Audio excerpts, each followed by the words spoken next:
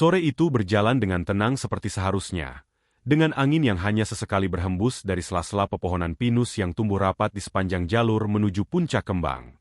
Raka berjalan paling depan, langkahnya mantap dan ritmis, sementara Dimas mengikutinya sambil sesekali mengelap keringat di pelipis. Naya, yang biasanya paling cerewet, justru lebih banyak diam sore itu, mungkin karena sedang menikmati sunyi yang cuma bisa ditemui di gunung. Mereka bertiga sudah lama merencanakan pendakian ini. Tujuannya simpel, menikmati sunset dari pos camping, tidur sebentar, lalu berburu sunrise yang terkenal cantik sampai-sampai katanya bikin orang lupa balik ke kota. Semua terasa seperti pendakian biasa yang sudah sering mereka lakukan. Jalur pun sepi, hanya suara langkah dan napas mereka sendiri yang terdengar. Tidak ada firasat apapun bahwa sesuatu yang aneh akan terjadi. Sinar matahari yang mulai condong ke barat menembus sela-sela daun, menciptakan kilauan emas di sepanjang jalur tanah yang mengarah ke atas. Burung-burung masih berkicau kecil, sesekali riuh ketika mereka bertiga lewat. Suasana itu menenangkan, sampai Dimas tiba-tiba menghentikan langkah dan menunjuk sesuatu yang berdiri di kejauhan. Mereka bertiga memperlambat jalan sampai akhirnya jelas terlihat. Sebuah pondokan kecil berdiri sendirian di sisi kiri jalur. Bentuknya seperti gubuk kayu tua yang sudah dimakan waktu. Atapnya miring, sebagian bilah-bilah kayunya patah, dan pintunya tak tertutup rapat, seperti dibiarkan begitu saja oleh seseorang yang entah siapa. Yang membuat mereka bertiga heran bukanlah bentuk pondokan itu, tapi kenyataan bahwa bangunan itu tidak seharusnya berada di sana. Raka, yang paling hafal jalur-jalur pendakian, langsung memicingkan mata. Dari semua perjalanan yang pernah ia lakukan, dari semua peta jalur resmi maupun jalur alternatif yang pernah ia lihat, tidak ada satupun yang mencantumkan bangunan seperti itu. Dimas, seperti biasa, mencoba mengalihkan rasa aneh dengan komentar santainya. Ini pos baru ya? Kok gue nggak pernah dengar? Katanya sambil menunduk sedikit untuk melihat lebih jelas. Raka menggeleng pelan. Ragu. Harusnya sih nggak ada. Jalur ini tuh paling standar. Nggak pernah berubah. Tapi ya sudahlah. Kita istirahat bentar aja. Lumayan capek. Keputusan yang terdengar wajar. Meski mungkin di lain waktu, mereka akan mempertanyakan lebih jauh sebelum memasukinya. Tapi mungkin karena kelelahan, atau karena rasa penasaran yang terlalu kuat, mereka bertiga tanpa pikir panjang melangkah masuk ke pondokan itu. Begitu mereka melangkah melewati ambang pintu, udara terasa berubah. Tidak ada lagi angin sejuk yang sejak tadi menemani pendakian. Di dalam pondokan itu, udara justru terasa kering dan lebih dingin, seperti hawa yang lama tidak tersentuh siapapun. Lantai kayunya menimbulkan bunyi berderit ketika diinjak, dan aroma apek memenuhi ruangan kecil itu. Meski begitu, tidak ada tanda-tanda bahwa pondokan itu habis dipakai seseorang. Tidak ada peralatan memasak, tidak ada sisa api unggun, tidak ada jejak kaki baru. Hanya ada beberapa tumpukan kayu kering dan sebuah bangku panjang yang terlihat cukup kokoh untuk diduduki. Naya berjalan pelan ke sudut ruangan dan memerhatikan dinding-dinding kayunya. Ada coretan-coretan yang samar, seperti tulisan yang pernah dibuat lalu terhapus oleh waktu dan cuaca. Ia mengusap salah satunya dengan telapak tangan, berharap bisa membaca, tapi tulisan itu sudah terlalu pudar untuk dikenali. Kayak pondok peristirahatan zaman dulu, gumamnya pelan. Dimas langsung merebahkan diri di bangku panjang itu, menghela napas panjang seperti baru lepas dari beban berat. Yang penting ini bukan rumah hantu, ujarnya sambil tertawa kecil, mencoba mencairkan suasana. Tapi tidak ada yang ikut tertawa. Raka malah berjalan maju beberapa langkah dan memperhatikan sudut ruangan yang paling gelap. Ada sesuatu di sana. Sesuatu seperti kain lusuh yang terlipat. Entah pakaian, entah karung, entah sesuatu yang lain. Dan entah kenapa, ia merasa lebih baik tidak menyentuhnya. Suasana semakin terasa tidak wajar ketika angin tiba-tiba berhenti total. Tidak ada suara dari luar pondok, seolah dunia di luar berhenti bergerak. Itu membuat mereka bertiga spontan saling menatap. Dimas, yang tadinya terlihat santai, sekarang duduk lebih tegap. Kalian ngerasa nggak sih? Bisiknya pelan. Naya mendekat ke arah pintu, lalu sedikit membuka celah untuk melihat keluar. Kok kayak, sunyi banget, katanya, suaranya sedikit bergetar. Raka menelan ludah. Dia bukan tipe orang yang mudah takut, tapi kali ini ada sesuatu yang berbeda. Kita cuma istirahat sebentar. Habis itu langsung jalan lagi, katanya tegas, seolah mencoba menenangkan dirinya sendiri. Beberapa detik berlalu tanpa ada yang bicara. Lalu perlahan, dari luar pondok, terdengar bunyi lirih seperti langkah seseorang yang menggesek dedaunan kering. Bunyinya sangat pelan, nyaris tidak terdengar, tapi cukup jelas buat membuat bulu kuduk mereka berdiri. Ketiga sahabat itu langsung saling pandang. Raut wajah mereka berubah. Raka memberi tanda agar mereka diam. Ia mendekat ke pintu, mencoba mencuri dengar. Tapi suara itu menghilang seketika, seperti hanya ilusi. Paling hewan, kata Raka, mencoba menenangkan hati meski ia sendiri tidak yakin. Dimas tiba-tiba menunjuk sesuatu di lantai, tepat di depan bangku tempat ia duduk. Ada garis tipis seperti goresan baru di lantai kayu, panjang dan melengkung, seolah ada sesuatu yang diseret di sana belum lama ini. Tadi pas gue duduk, ini belum ada, kata Dimas pelan. Naya mundur satu langkah, wajahnya mulai pucat. Rak, gue nggak nyaman di sini. Raka mengangguk cepat. Ya udah, kita keluar. Sekarang. Mereka bertiga segera meraih tas masing-masing dan bergegas keluar dari pondokan itu. Tapi begitu kaki pertama mereka melangkah keluar, jalurnya berubah. Jalur pendakian yang tadinya jelas terbentang, dengan pohon-pohon tinggi yang tertata rapat di kanan kiri, sekarang terlihat berbeda. Pepohonan tampak lebih gelap, lebih rapat, dan jalur tanah yang seharusnya bersih kini dipenuhi akar-akar besar yang menjulur kemana-mana, seperti tangan yang mencoba menangkap siapa saja yang lewat. Tidak ada lagi sinar matahari keemasan dari sela pepohonan. Langit terlihat jauh lebih muram, padahal waktu seharusnya belum sunset. Ketiganya berdiri mematung, tidak percaya dengan apa yang mereka lihat. Ini bukan jalur yang tadi, kan? Bisik Naya, meski jawabannya sudah jelas. Mana mungkin berubah begini? Jawab Dimas, suaranya serak. Raka memandang ke belakang, berharap pondokan itu tetap berdiri di tempatnya. Tapi saat ia menoleh, pondokan itu masih ada. Namun bentuknya kini terlihat lebih tua, lebih usang, bahkan lebih mirip reruntuhan daripada bangunan yang bisa dimasuki. Pintu yang tadinya setengah terbuka sekarang hilang, hanya tersisa lubang gelap seperti mulut yang menganga. Dan disitulah, mereka sadar kalau sesuatu telah berubah, bukan hanya di sekeliling mereka, tapi mungkin juga pada dunia yang mereka pijak. Pendakian yang harusnya biasa saja itu baru saja membawa mereka ke tempat yang tidak pernah mereka bayangkan. Entah bagaimana, entah kenapa, semuanya tiba-tiba tidak lagi sama. Dan perjalanan mereka baru saja dimulai. Begitu mereka bertiga melangkah masuk ke dalam pondokan itu, perubahan suasana terasa seperti pukulan dingin yang menempel di kulit.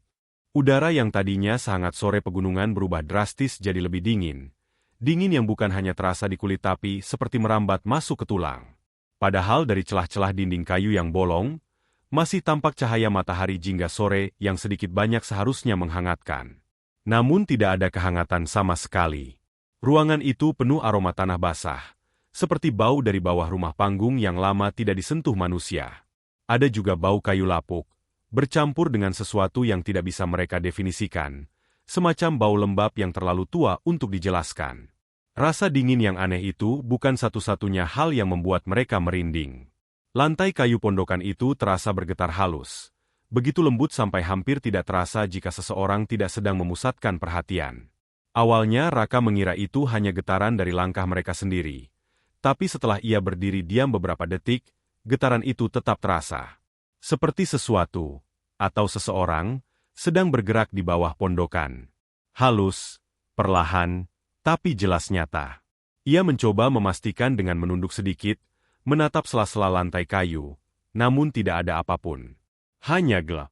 Tapi gelap yang terasa bukan sekadar ketiadaan cahaya, lebih seperti sesuatu sedang mengintip balik dari kegelapan itu.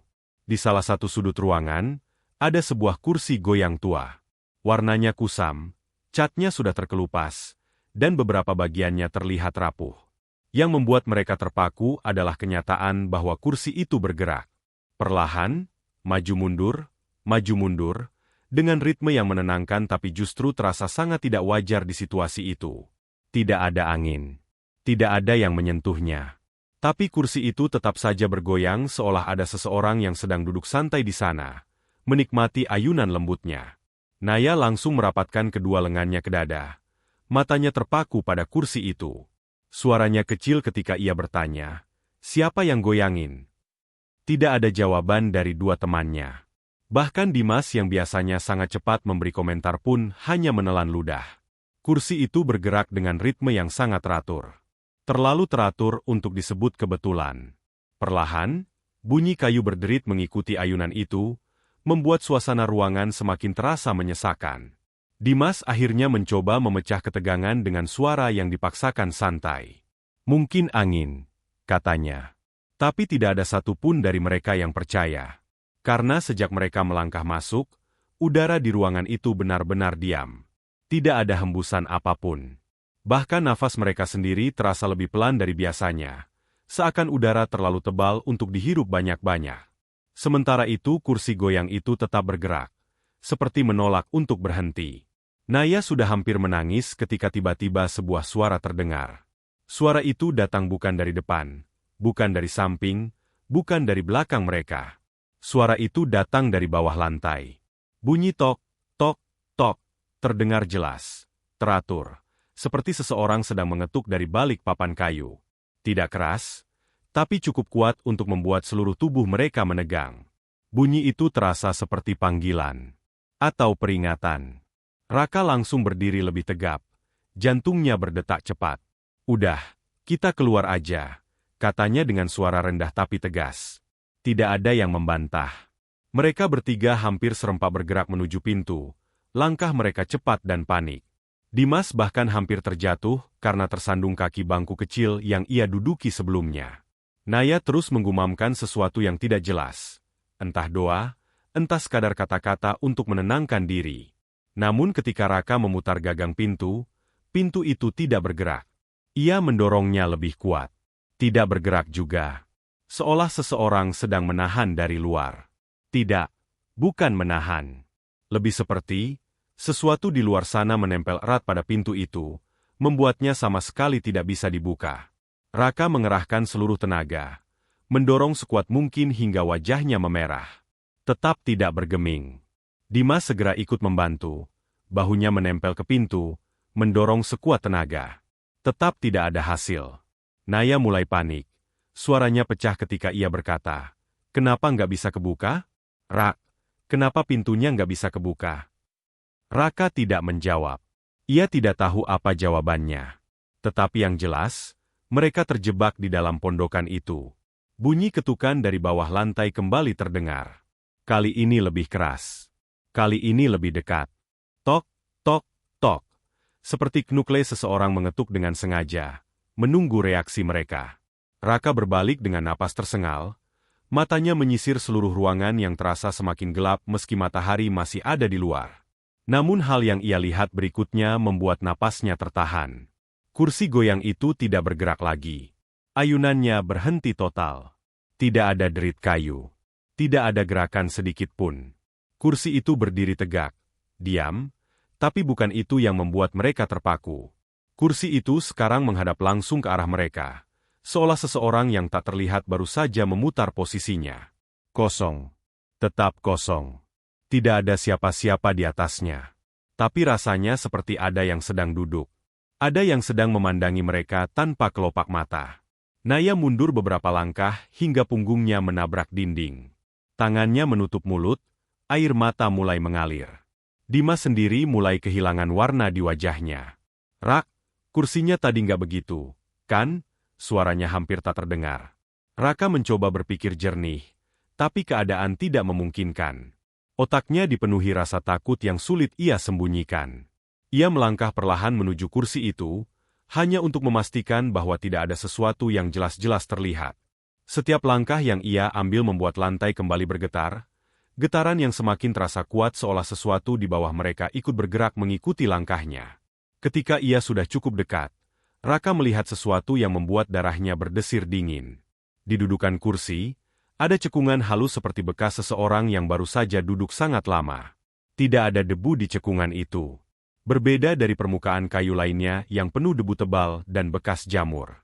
Seolah sesuatu yang tidak terlihat benar-benar duduk di sana. Tiba-tiba bunyi ketukan berhenti. Hening mendadak membungkus ruangan. Keheningan itu lebih menyeramkan daripada suara apapun. Hening yang begitu pekat sampai mereka bisa mendengar detak jantung masing-masing. Hening yang terasa seperti seseorang sedang menahan napas bersama mereka. Raka menelan ludah yang terasa pahit. Ia berbalik ke arah pintu, siap mencoba sekali lagi, tapi sesuatu yang lain terdengar. Bukan dari bawah kali ini. Dari atas. Dari langit-langit pondokan yang mulai retak-retak. Suara gesekan. Sangat pelan, namun sangat jelas. Sesuatu bergerak di atas mereka. Sangat lambat. Sangat berat. Dan suara itu berubah menjadi sesuatu yang menyerupai seretan kuku di atas kayu. Naya menjerit kecil dan langsung menunduk, memeluk kepalanya. Dimas mengambil langkah mundur sampai punggungnya menempel ke dinding. Raka berdiri di tengah ruangan, tidak tahu apakah harus kembali ke arah kursi atau tetap mencoba memaksa pintu terbuka. Pilihan apapun terasa sama buruknya. Lalu, tiba-tiba, kursi goyang itu bergerak lagi. Tapi sekarang bukan bergoyang seperti sebelumnya. Kursi itu bergerak maju. Bergeser sedikit demi sedikit menuju mereka. Tidak terangkat, tidak terayun. Tapi benar-benar bergeser maju seperti ada kaki yang mendorongnya pelan dari belakang. Bunyi gesekan kakinya di lantai membuat mereka bertiga terpaku dalam ketakutan yang sepenuhnya melumpuhkan. Maju. Pelan. Terus maju. Dan di sela ketakutan itu, suara dari bawah lantai terdengar lagi. Kali ini bukan ketukan. Kali ini seperti sesuatu yang mencoba naik. Begitu pintu pondokan itu akhirnya terbuka sendiri. Suaranya lirih seperti desahan tua yang lelah menahan napas. Pintu itu bergerak perlahan. Seolah ada tangan tak terlihat yang memutuskan untuk memberi mereka kesempatan kabur. Mereka bertiga tidak menunggu penjelasan, atau memastikan apa yang membuat pintu itu akhirnya terbuka. Ketegangan yang sudah membekukan otot selama beberapa menit terakhir langsung pecah dalam bentuk kepanikan. Tanpa saling menatap, tanpa bicara, mereka langsung berlari keluar secepat yang mereka bisa, napas terengah dan langkah tak beraturan. Tidak ada yang berani menoleh ke belakang. Tidak ada yang ingin melihat apakah kursi goyang itu masih bergerak, atau apakah sesuatu yang tadi mengetuk dari bawah lantai kini sedang merangkak keluar. Udara luar terasa berbeda, lebih lembab, lebih gelap, dan entah kenapa lebih berat daripada sebelumnya, seperti atmosfer di sekitar mereka berubah tanpa peringatan. Padahal sore seharusnya masih terang. Tapi cahaya matahari mendadak meredup, seperti tertahan oleh awan yang tidak terlihat. Pepohonan tampak lebih rapat dan bayangan di antaranya terasa lebih tebal. Namun mereka terus berlari hingga akhirnya berhenti sekitar 50 meter dari lokasi pondokan. Nafas mereka memburu, tapi rasa lega mulai muncul ketika mereka merasa sudah cukup jauh dari tempat terkutuk itu. Hingga Naya menyadari sesuatu. "Dim," panggilnya pelan. Dimas tidak menjawab. Naya memutar tubuhnya cepat, mengarahkan cahaya senter ke segala arah. "Dimas? Kamu di mana?" Suaranya berubah lebih tinggi karena panik. Raka langsung menengok ke belakang. Matanya mencari-cari sosok sahabatnya yang biasanya tidak jauh darinya. Namun tidak ada siapapun. Hanya gelap, pepohonan lebat, dan suara angin yang terasa seperti bisikan samar. Raka mencoba tetap tenang, meski jantungnya mulai memukul-mukul tulang rusuknya tanpa ampun. "Gak lucu, Mas. Keluar!" teriak Naya, lebih keras kali ini. Senter di tangannya bergoyang-goyang karena gemetar. Raka ikut memanggil. "Dim! Dimas! Ayo, jangan ngilang kayak gitu." Tapi tidak ada sahutan. Tidak ada suara langkah, tidak ada jawaban, tidak ada tanda bahwa Dimas berada di sekitar mereka. Seolah-olah Dimas tidak pernah ikut berlari keluar. Rasa tersengat muncul di dada Raka. Ini bukan candaan. Ini bukan usilnya Dimas yang suka menakut-nakuti. Ini hilang sungguhan. Tanpa pikir panjang, Raka langsung memutar badan dan berlari kembali ke arah pondokan. Ia harus melihat apakah Dimas tertinggal. Mungkin jatuh. Mungkin tidak sempat keluar. Naya mencoba mengejarnya, tapi langkahnya goyah dan ia hampir tersandung akar di tanah. "Raka, jangan tinggalin aku!"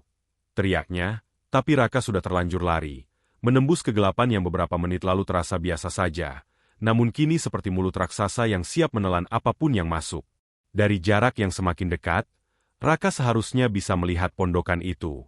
Bentuknya, siluetnya, bahkan kayu lapuknya. Tapi yang ia lihat hanyalah kehampaan. Pohon-pohon berdiri rapat, tanah kosong terbentang di antara mereka. Tidak ada bangunan, tidak ada pintu, tidak ada papan lantai yang berderit, tidak ada kursi goyang, tidak ada apapun. Raka mengerem langkahnya mendadak, matanya membesar. Naya, panggilnya lirih, hampir tidak percaya pada apa yang ia lihat. Naya menyusul beberapa detik kemudian, napasnya tercekat saat ia menyadarinya juga. Tidak ada pondokan. Tidak ada tanda-tanda bangunan itu pernah berdiri di sana. Tanahnya tidak rusak, tidak cekung, tidak menunjukkan bekas pondasi atau bekas pijakan kaki. Semua tampak seperti bagian hutan biasa yang tidak pernah tersentuh manusia. Rak, suara Naya gemetar. Tadi di sini kan? Kan? Ia terdengar seperti seseorang yang berharap apa yang dilihatnya adalah ilusi. Tapi itu bukan ilusi. Dan Raka tahu itu. Pondokan itu hilang. Benar-benar hilang seolah tidak pernah ada. Dan jika pondokan itu yang membawa Dimas pergi, berarti Dimas juga ikut. Lenyap. Raka menatap tanah kosong itu lama, memaksa otaknya mencari logika apapun yang bisa menjelaskan kejadian itu. Tetapi semakin ia mencoba, semakin ia merasa sesuatu sedang menertawakan usaha mereka dari balik pepohonan yang gelap. Seperti tempat itu memang sengaja muncul hanya untuk mereka bertiga, lalu pergi begitu saja setelah mengambil apa yang diinginkannya. Sinar matahari semakin meredup, hingga akhirnya benar-benar hilang. Malam merayap cepat, tidak wajar, seakan waktu di tempat itu tidak berjalan seperti biasanya. Naya menggigil, entah karena takut atau dingin. Hutan berubah menjadi labirin gelap yang penuh bisikan. Senter yang mereka bawa seolah tidak cukup menerangi apapun. Cahayanya terasa pendek, seperti lilin yang hampir habis. Rak, kita harus cari dia, suara Naya pecah. Meski panik, ia tidak ingin meninggalkan Dimas begitu saja. Raka mengangguk, meski hatinya tidak yakin mereka akan menemukan apapun malam itu. Mereka memutuskan untuk berjalan perlahan, berusaha mengikuti jalur yang seharusnya mereka kenal. Tapi gelap malam membuat segalanya terasa asing. Pohon-pohon tampak seperti bayangan manusia yang mengintip. Tanah rasanya berbeda ketika diinjak. Seolah-olah seluruh hutan berubah bentuk dalam beberapa menit. Namun yang paling menakutkan bukanlah kegelapan itu sendiri, tapi suara-suara yang mulai terdengar dari berbagai arah. Langkah kaki. Bukan suara hewan. Langkah itu terdengar berat, tapi juga tidak terdengar seperti manusia. Lambat, menyeret, seakan seseorang berjalan dengan kaki yang sudah tidak sempurna lagi. Kadang langkah itu terdengar jauh, lalu tiba-tiba terdengar sangat dekat. Naya menggenggam tangan Raka erat-erat. Kemudian terdengar suara lain. Suara napas berat. Seperti seseorang yang sudah berlari jauh atau sedang menahan sakit. Napas itu keluar dari kegelapan. Tidak bisa dilihat wujudnya, tapi jelas terdengar. Kadang terdengar dari belakang, kadang dari kanan, lalu dari kiri, membuat mereka sulit menebak dari mana asalnya. Seolah ada sesuatu yang bergerak mengelilingi mereka dalam lingkaran yang semakin mengecil. Namun suara paling mengerikan adalah saat seseorang memanggil nama mereka. Raka. Naya langsung menutup mulutnya dengan tangan. Suaranya jelas. Sangat jelas. Dan itu suara Dimas. Rak, sini. Kali ini datang dari sisi kiri mereka. Raka menoleh cepat, tapi tidak ada apa-apa. Hanya gelap yang pekat. Naya, sini. Suara itu kembali terdengar. Lebih dekat. Naya mulai menangis. Itu suara Dimas. Itu suara Dimas. Rak, tangisnya pecah di tengah hutan yang sunyi. Namun sesuatu tidak wajar. Suara itu terdengar terlalu sempurna untuk ukuran seseorang yang sedang tersesat. Tidak terdengar lelah. Tidak terdengar panik. Nada suaranya datar, seperti seseorang yang hanya mengucapkan kata-kata tanpa emosi. Lebih menakutkan lagi, setiap kali suara itu terdengar, asalnya berubah. Kadang jauh, kadang dekat, kadang di belakang mereka, kadang di depan. Seperti suara itu tidak berasal dari satu tempat, tapi dari banyak tempat sekaligus. Seperti seseorang, atau sesuatu, meniru suara Dimas. Raka mencoba tetap rasional. Itu bukan dia, katanya pelan. Tapi isi hatinya sendiri tidak yakin apakah itu benar. Itu bukan Dimas kita. Tiba-tiba suara itu terdengar tepat di belakang mereka. Raka, Naya, sini. Raka memutar badan cepat, mengarahkan senternya, tapi cahayanya hanya mengenai batang pohon kosong yang berdiri diam. Tidak ada siapa-siapa. Tapi di antara bayangan, Raka merasa sesuatu bergerak. Sesuatu yang sangat cepat. Terlalu cepat untuk dilihat jelas, tapi cukup untuk membuat lehernya merinding. Sesuatu bersembunyi di gelap, menunggu, mengintip. Raka menggenggam tangan Naya dan menariknya menjauh. Mereka harus bergerak. Harus menjauh dari suara itu. Karena suara itu bukan suara seseorang yang butuh bantuan. Suara itu seperti panggilan untuk menjebak. Ketika mereka terus berjalan, suara itu tidak berhenti. Bahkan semakin sering terdengar. Kadang memanggil pelan, kadang seperti berbisik tepat di telinga.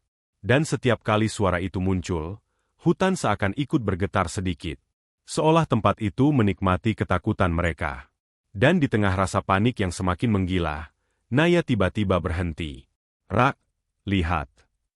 Ia menunjuk ke depan, tangannya gemetar. Cahaya senter mereka mengenai sesuatu yang tergantung di antara dua pohon besar. Sesuatu yang berayun pelan diterpa angin. Sebuah tas carrier. Tas milik Dimas. Seolah seseorang sengaja menggantungnya di sana. Seolah mengatakan bahwa Dimas masih ada di dekat mereka. Atau seolah sesuatu ingin mereka mendekat. Malam itu, langkah mereka menjadi semakin berat. Bukan karena lelah, tapi karena mereka tahu satu hal yang menakutkan. Hutan itu belum selesai bermain dengan mereka. Raka dan Naya terus memaksa kaki mereka untuk melangkah. Meski setiap langkah terasa seperti ditarik kembali oleh kegelapan hutan. Nafas mereka sudah tidak beraturan. Campuran antara kelelahan dan ketakutan. Namun mereka berdua tidak punya pilihan lain selain terus mendaki ke arah puncak. Jalur yang mereka lewati semakin menanjak dan sempit.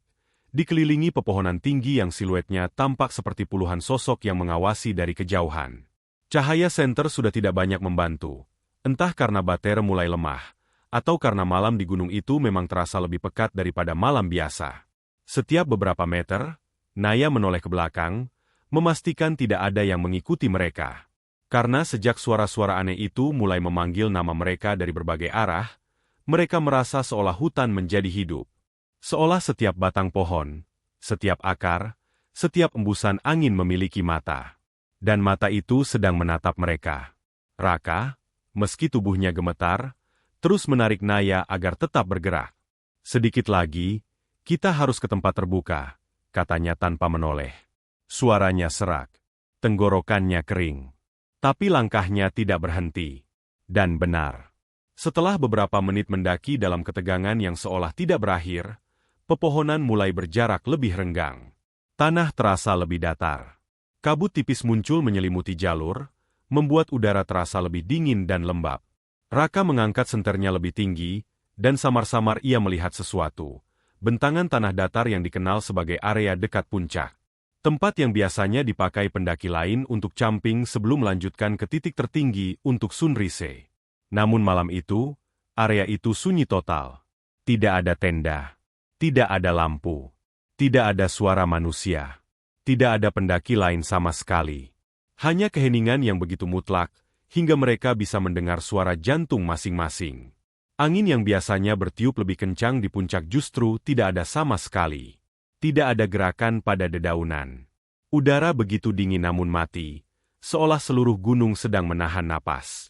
Naya menggenggam tangan Raka lebih kuat. Kok kosong banget. Suaranya tremor. Matanya berusaha mencari keberadaan apapun yang familiar. Tapi tidak ada. Hanya kabut, tanah datar, dan gelap yang terasa menekan dari segala arah. Kemudian Raka melihatnya. Di tengah lapangan kecil itu, berdiri sebuah bayangan hitam tinggi. Tingginya hampir 2 kali tinggi manusia dewasa. Tubuhnya kurus seperti batang pohon, namun jelas bukan pohon. Bayangan itu berdiri memunggungi mereka, tidak bergerak sama sekali. Bentuknya samar, seperti siluet seseorang yang terbuat dari kegelapan malam itu sendiri. Tidak ada detail wajah. Tidak ada detail tubuh. Hanya bentuk tinggi gelap yang memancarkan aura dingin tiba-tiba ke arah mereka. Raka langsung menghentikan langkah. Nafasnya tercekat. Namun bukan hanya bayangan itu yang membuatnya terpaku. Di samping bayangan itu, berdiri Dimas. Dimas yang mereka cari sejak beberapa jam yang mengerikan itu. Dimas berdiri tegak, tubuhnya kaku seperti patung. Wajahnya pucat, lebih pucat dari cahaya bulan yang tersaring lewat kabut. Matanya kosong, benar-benar kosong. Tidak ada fokus, tidak ada emosi, tidak ada kehidupan di sana. Seperti tubuh itu hanya cangkang yang ditinggalkan pemiliknya. Mas, suara Naya pecah seketika. Ia hampir terisak. Tapi ia mencoba memanggil dengan selembut mungkin, seolah takut membuat sesuatu marah. Mas Dimas, ikut kami pulang. Dimas tidak bergerak, tidak berkedip, tidak menoleh. Ia hanya berdiri, menatap lurus ke arah mereka dengan mata kosongnya. Naya melangkah setengah maju sebelum Raka dengan cepat menarik lengannya. Jangan dekat-dekat, bisiknya, tapi matanya juga terpaku pada sosok sahabatnya itu. Raka ingin memanggil, tapi suaranya tidak keluar. Ia tidak tahu apakah itu sahabatnya atau sesuatu yang memakai tubuh sahabatnya. Dimas akhirnya bergerak. Pelan. Sangat pelan. Kepalanya menoleh ke arah mereka seperti engsel berkarat yang dipaksa bergerak. Gerakannya tidak natural, bukan gerakan manusia yang bernyawa. Ketika wajah pucat itu akhirnya menghadap penuh ke arah mereka, Naya langsung menutup mulut dengan kedua tangan untuk menahan jeritan. Karena ekspresinya, bukan ekspresi seorang manusia yang masih hidup. Mulut Dimas membentuk sesuatu yang menyerupai senyum, tapi terlalu kaku, terlalu lebar, terlalu tegang. Bibirnya tampak seperti ditarik paksa oleh tangan tak terlihat. Matanya tetap kosong, tapi sekelilingnya tampak menghitam. Seakan matanya sedang tenggelam dalam sesuatu yang gelap di dalam dirinya. Dan ketika ia membuka mulutnya, suara yang keluar bukan suara manusia.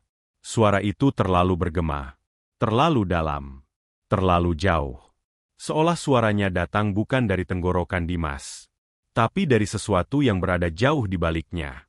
Jangan pergi. Suara itu menggema, panjang, seperti angin yang memantul dari dalam gua. Naya langsung mundur beberapa langkah. Tubuhnya gemetar sampai lututnya hampir menyerah. Raka hanya mampu menatap.